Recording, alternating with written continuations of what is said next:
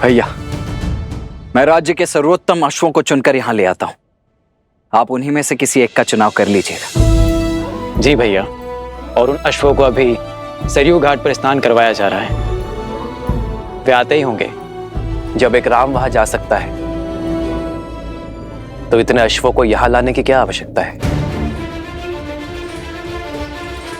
एक सच्चा शासक सदा अपनी सुविधा से पहले साधन और संसाधनों को रखता है।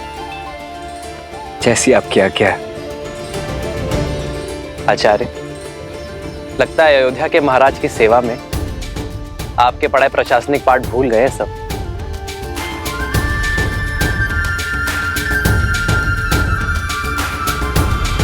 शीघ्र करो, हमें भगवान वाल्मीकि के आश्रम जाना है। सारा सामान रथों में रखना शुरू करो। कोई कहीं नहीं जाएगा। प्रतीक्षा की बहुत परीक्षा दी है मैंने, अब आपका आदेश भी मुझे रोक नहीं सकता। एकांत,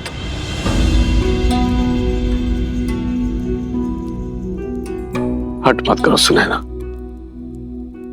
तुम वहां नहीं जा सकती। क्यों? क्यों नहीं जा सकती? मेरा हृदय चीख चीख कर कह रहा है कि वो मेरी सीता के ही पुत्र हैं, और सीता वहां भगवान वाल्मीकि के आश्रम में वनवासियों का जीवन जी रही है। हृदय तो मेरा भी यही कह रहा है, किंतु भूल गई उन बालकों ने क्या कहा था। उनकी माता ने उन्हें सीख दी है कि हमें बीते हुए कल की ओर नहीं, आने वाले कल की ओर देखना चाहिए। बीता हुआ कल ही तो आज की नींव है, उसे मैं कैसे भूल जाऊं? कौन है? कौन है? बचाओ हमें, कोई बचाओ हमें, बचाओ हमें, बचाओ, बचाओ।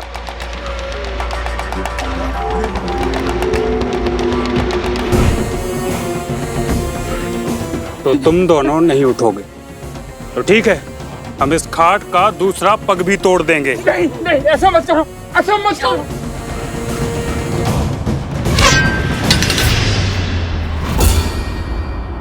ए, कौन है? सामने आओ।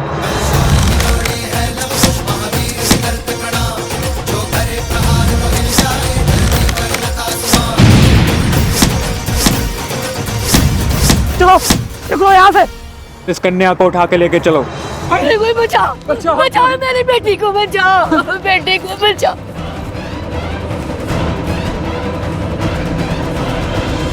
सुनैना, भगवान वाल्मीकि त्रिकालदर्शी हैं, और यदि हमारी पुत्री सीता और उसके बालक उनके आश्रम में आश्रय पा चुके हैं तो क्या बिना उनकी अनुमति के वहां जाना उचित होगा?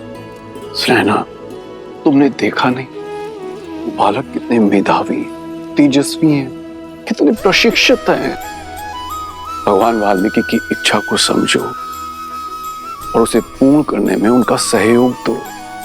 और ये भी तो हो सकता है कि श्री राम और सीता ने यह निर्णय मिल के लिया हो, तो हमें उनकी इस तपस्या को भंग नहीं करना चाहिए।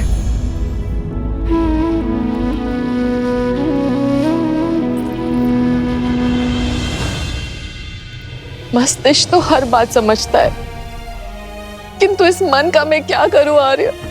इस दुख का मैं क्या करूं? सुनैना,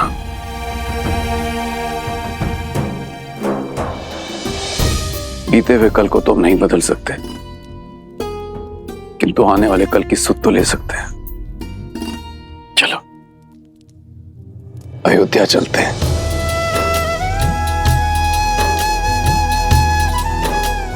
कदाचित वहीं जाके भगवान वाल्मीकि की लीला से आवरण हट जाए।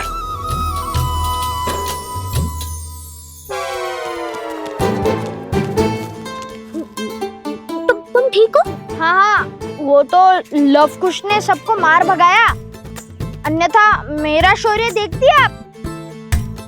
अब चलो। कौन है? किसने हमारी सहायता की?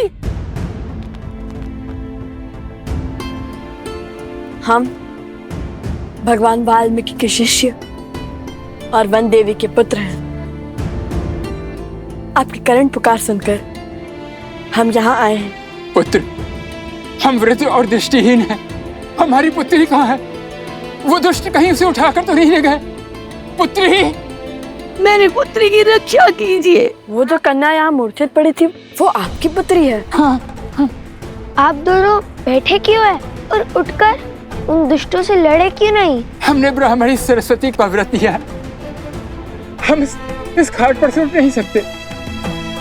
पर वो दुष्ट इस घाट के नीचे गड़े हुए धन को लेना चाहते हैं। उन्होंने हमारे 4 पुत्रों को मार डाला, हमारी घाट का पांव भी तोड़ डाला।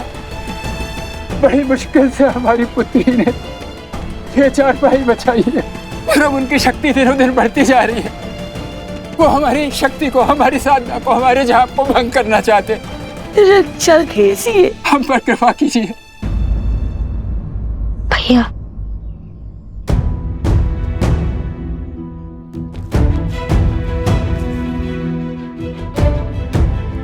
भैया शीघ्र अतिशीघ्र अयोध्या पहुंचे या इनकी पुत्री को बचाए।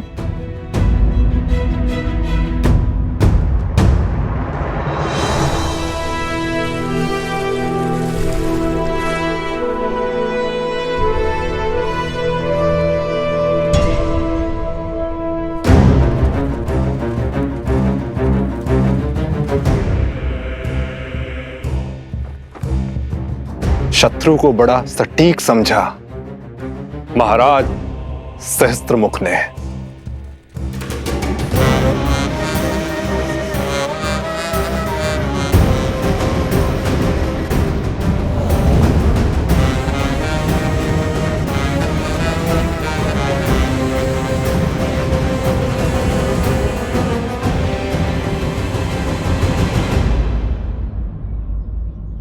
अपने आप से पूछो कि यदि श्री राम यहाँ होते तो वे क्या करते? अश्वमेध यज्ञ। यदि श्री राम हमारी आयु के होते तब वे क्या करते? वो तो अपने सैनिकों को उनके पीछे भेज देते। श्री राम तो राजकुमार थे ना। यदि श्री राम ऋषि वशिष्ठ के आश्रम में होते तब क्या करते? तब तो वो अवश्य ही अपने अनुज का परामर्श लेते। उस समय श्री लक्ष्मण भी तो उनके साथ थे। तो मैं भी तो वही कर रहा हूँ, अपने अनुज का अर्थात तुम्हारा परामर्श ले रहा हूँ। अब बताओ वे क्या करते?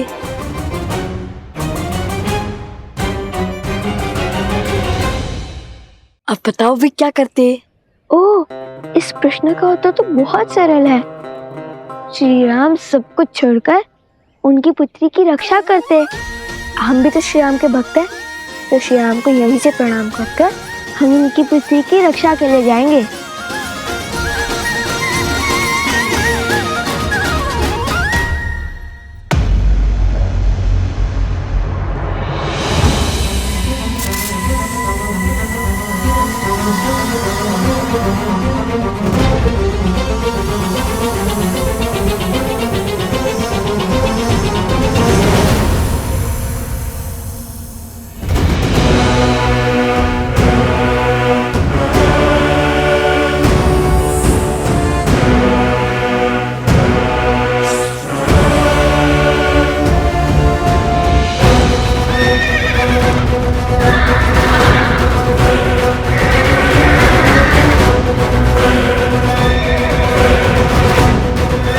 अरे ये क्या कर रहा है? इन अक्षरों को संभालो कोई।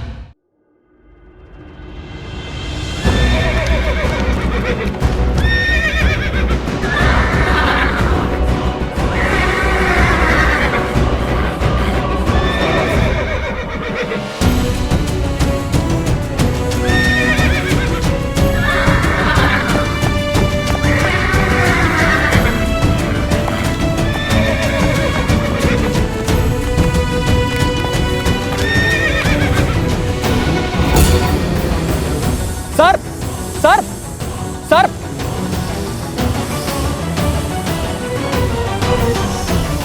रुको। ये भी जीव है, किसी की कुनीति का साधन। ना ये हमें संकट पहुंचा रहे हैं और ना ही हम इन्हें क्षति पहुंचाएंगे।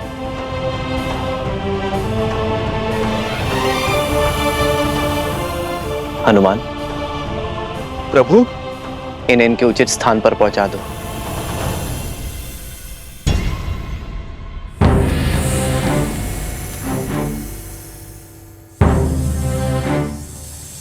अश्व चयन की पूजा से पहले ऐसी घटना घोर अपशकुन है राम।